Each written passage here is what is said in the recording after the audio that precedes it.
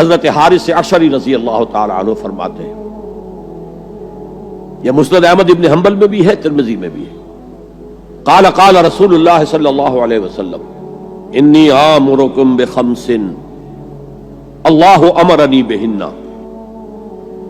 یہ ایک روایت میں اضافی الفاظ ہیں، اللہ امرنی بہن، دوسری میں نہیں ہے۔ انی آمرکم بخمس کے بعد شروع ہو جاتی ہے بالجماعت والسمع والطاعت والہجرت والجہاد فی سبیل اللہ۔ مسلمانوں میں تمہیں 5 باتوں کا حکم دے رہا ہوں، اور یہ حکم اللہ نے مجھے دیا ہے، حالانکہ آپ کو بھی حکم دینے کا اختیار ہے، لیکن آپ نے تاکید کے لیے کہا، میں اپنی طرف سے نہیں کہہ رہا، میں پہنچا رہا ہوں۔ انی آمرکم بخمس اللہ امرنی بہن بالجماعت والسمع والطاعت والہجرت والجہاد فی سبیل اللہ۔ ذرا دیانتداری کے ساتھ ہاتھ اٹھائے ان مجمع میں سے وہ لوگ جنہوں نے پہلے کبھی یہ حدیث سنی ہے۔ ایک تو ادھر میں نے ہاتھ دیکھا ہے، اس کا چرچا ہی نہیں ہمارے ہاں۔ کیوں؟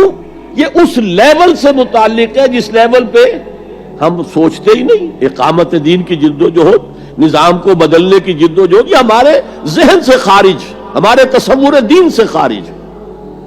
دیکھیے وہ جو ہے بنی الاسلام علی خمس، اس میں امر نہیں ہے، یہ خبر ہے صرف۔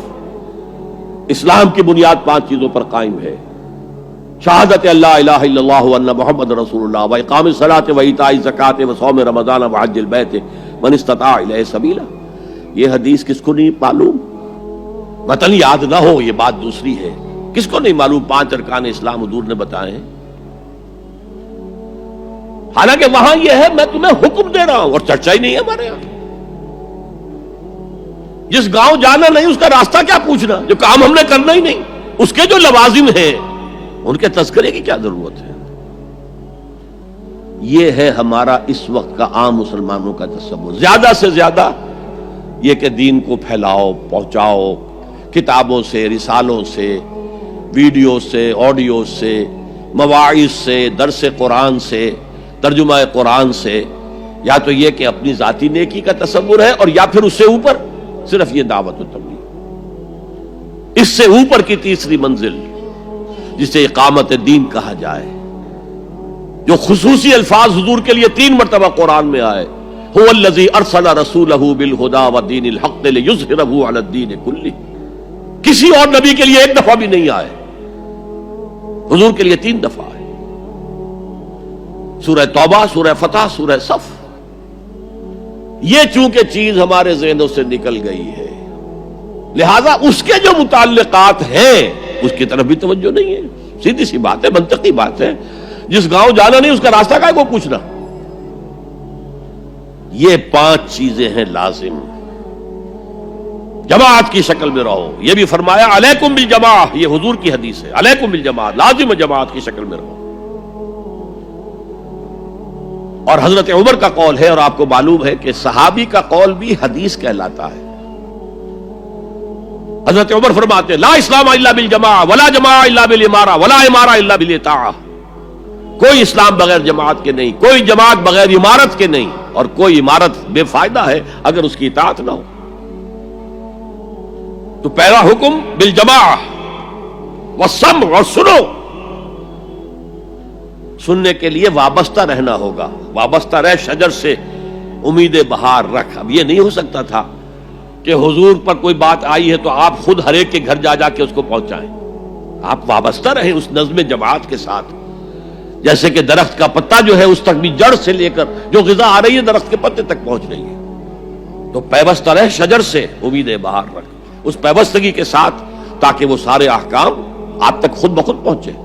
والطاعہ، اور اطاعت۔ 3 چیزیں ہو گئی، بالجماعت والسمع والطاعت والہجرت والجہاد فی سبیل اللہ۔ اور میں اس کی حقیقت پہلے بھی بیان کر چکا ہوں۔ ہجرت، اس کی بنیاد کیا ہے؟ حضور سے پوچھا گیا ای الہجرت افضل یا رسول اللہ، اے اللہ کے رسول سب سے اعلیٰ اور سب سے افضل ہجرت کون سی ہے؟ فرمایا ان تہجر ما کرہ ربک، ہر اس چیز کو چھوڑ دو جو تمہارے رب کو پسند نہیں ہے۔ آج اپنے گریبان میں جھانکیے، جو چیز زندگی میں غلط ہے شریعت کی روح سے، طے کیجئے کہ اب نہیں ہوگی، اب ختم کر دوں گا، ہجرت شروع ہو گئی آپ کی۔ ان تہجر ما کرہ ربک، ہر اس چیز کو ترک کر دو، چھوڑ دو جو تمہارے رب کو پسند نہیں۔ اور آخری ہجرت تو آئے گی وہ اقامت دین کے آخری مرحلے میں، جب اقدام ہوگا، جب نظام کو چیلنج کیا جائے گا، پھر جو ہجرت ہوگی وہ فرض ہجرت ہوتی ہے۔ مدینے کی ہجرت فرض تھی، ہجرت حبشہ فرض نہیں تھی۔ وہ تو جن لوگوں کی ہمت جواب دے رہی تھی اور جو پرسیکیوشن ہو رہی تھی اور جو تشدد ہو رہا تھا اس کو برداشت نہیں کر پا رہے تھے، انہیں اجازت دے دی گئی کہ ٹھیک ہے چلے جاؤ، حبشہ کی طرف ہجرت کر جاؤ۔ مدینے کی ہجرت فرض تھی۔ اگر کوئی ہجرت نہیں کر رہا، ما لکم من ولایتہم من شیء حتی یہاجروا، تو اے مسلمانوں تمہارا ان سے کوئی تعلق نہیں ہے جب تک کہ وہ ہجرت نہ کرے۔ بلکہ سورہ نساء میں اس کو بھی ایک طرح کا نفاق قرار دیا گیا۔